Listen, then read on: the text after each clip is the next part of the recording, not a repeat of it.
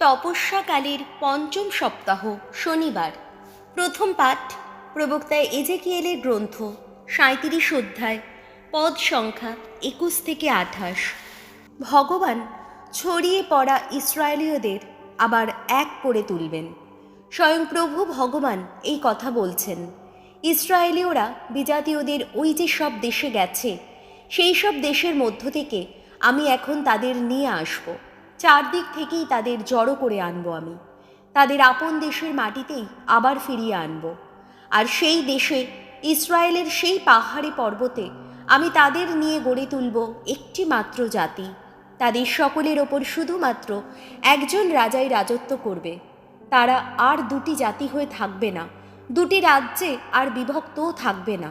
তাদের ওই সমস্ত ইতর বিগ্রহ আর কদর্য বস্তুর সংস্পর্শে থেকে কিংবা অন্য যত অন্যায় অনাচার চালিয়ে তারা আর নিজেদের কখনো কলুষিত করবে না। ধর্মভ্রষ্ট হয়ে তারা যে সমস্ত পাপ করেছে তার কবল থেকে আমি তাদের উদ্ধার করব। তাদের অন্তর শোধিত করে তুলব আমি। তখন তারা হবে আমার আপন জাতি, আর আমি হব তাদের আপন ঈশ্বর।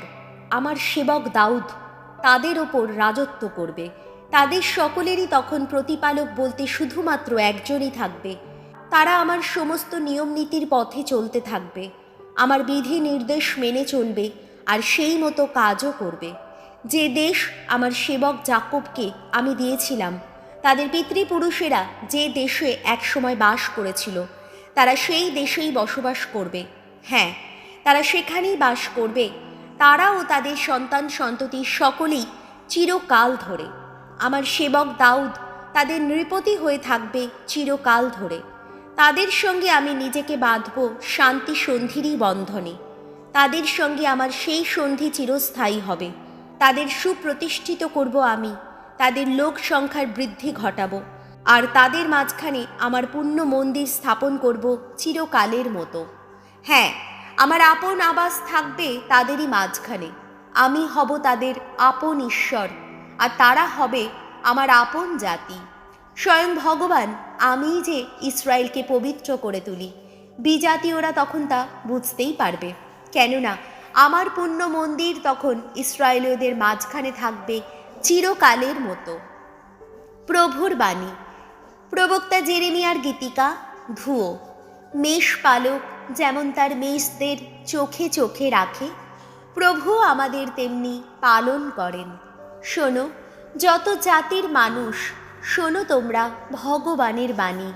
সাগরকূলের সুদূর যত দেশে তা ঘোষণা করো তোমরা। ইসরায়েলের মানুষদের যিনি বিক্ষিপ্ত করেছেন, তিনি তাদের আবার জড়ো করে আনবেন, যত্নেই রাখবেন তাদের। মেষ পালক তার মেষগুলিকে যেমন যত্ন করে রাখে। ধুয়ো। মেষ পালক যেমন তার মেষদের চোখে চোখে রাখে, প্রভুও আমাদের তেমনি পালন করেন। ভগবান তো মিটিয়ে দিয়েছেন যাকবের মুক্তিপণ, তার চেয়ে শক্তিশালীর হাত থেকে তাকে বিমুক্ত করেছেন। তারা সিয়নের উচ্চভূমিতে এসে জাগাবে আনন্দ ধ্বনি।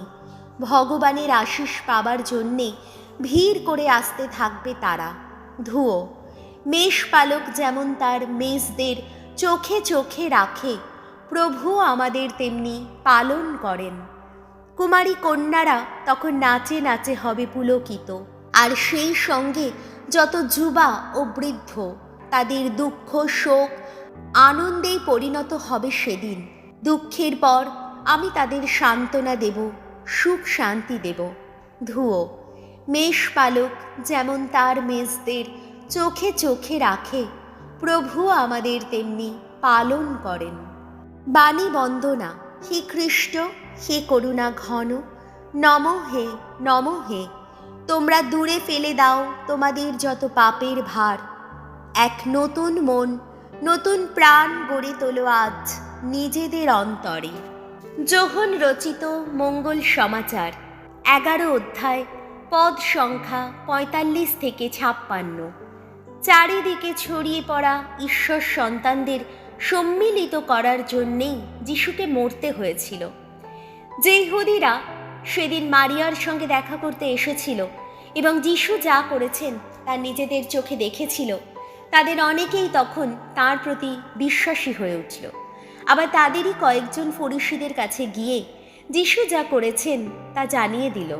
তখন প্রধান যাজকেরা ও ফরিসিরা মহাসভার একটা অধিবেশন ডাকলেন। তারা সেখানে বললেন, এখন আমরা কি করব? ওই লোকটা তো অনেক অলৌকিক কাণ্ড ঘটিয়ে বেড়াচ্ছে। আমরা যদি ওকে এইভাবে চলতে দিই তাহলে সকলেই ওকে বিশ্বাস করে বসবে। তখন রোমীয়রা এসে আমাদের এই পুণ্য স্থানটিকে এবং সেই সঙ্গে এই জাতির সকলকেই ধ্বংস করে দেবে। কিন্তু তাদের মধ্যে কাইয়াফা নামে একজন, যিনি ছিলেন সেই বছরের মহাযাজক, তিনিই তখন তাদের বললেন, আপনারা দেখছি কিছুই বোঝেন না। আপনারা তো এটুকুও বিচার করে দেখছেন না যে গোটা জাতিটা লোপ পাওয়ার চেয়ে জনস্বার্থে বরং একটি মাত্র মানুষের মৃত্যু হওয়াই আমাদের পক্ষে ভালো। এই কথা তিনি যে নিজে থেকেই বললেন তা নয়। সেই বছরের মহাযাজক হিসাবে তিনি এই প্রাবক্তিক বাণী ঘোষণা করলেন যে যিশুকে ইহুদি জাতির স্বার্থে মরতেই হবে। আর শুধু সেই জাতির স্বার্থে নয়, তাকে এই জন্যেও মরতে হবে যাতে চারিদিকে ছড়িয়ে পড়া ঈশ্বর সন্তানদের জড়ো করে এনে তিনি তাদের একত্রিত করতে পারেন। সেই দিন থেকে সমাজ নেতারা তাকে মেরে ফেলবার মতলব আঁটতে লাগলেন। তাই যিশু ইহুদিদের মধ্যে প্রকাশ্যে চলাফেরা বন্ধ করে দিলেন। তিনি সেখান থেকে চলে গেলেন মরুভূমির কাছাকাছি অঞ্চলে, এফ্রাইম নামে একটি শহরে। তিনি শিষ্যদের নিয়ে সেখানেই বাস করতে লাগলেন। ইহুদিদের নিস্তার পর্ব তখন প্রায় এসে গেছে। সেই সময় মফস্বল থেকে বহু লোক জেরুজালেমে আসতে লাগলো নিস্তার পর্বের আগে আত্মশুদ্ধির কাজ সেরে নেওয়ার জন্যে। তারা যিশুর খোঁজ করতে লাগলো। মন্দিরের প্রাঙ্গণে দাঁড়িয়ে তারা বলাবলি করছিল, তোমাদের কি মনে হয়, তোমরা কি মনে করো তিনি উৎসবে যোগ দিতে আসবেন? প্রভু যিশুর মঙ্গল সমাচার।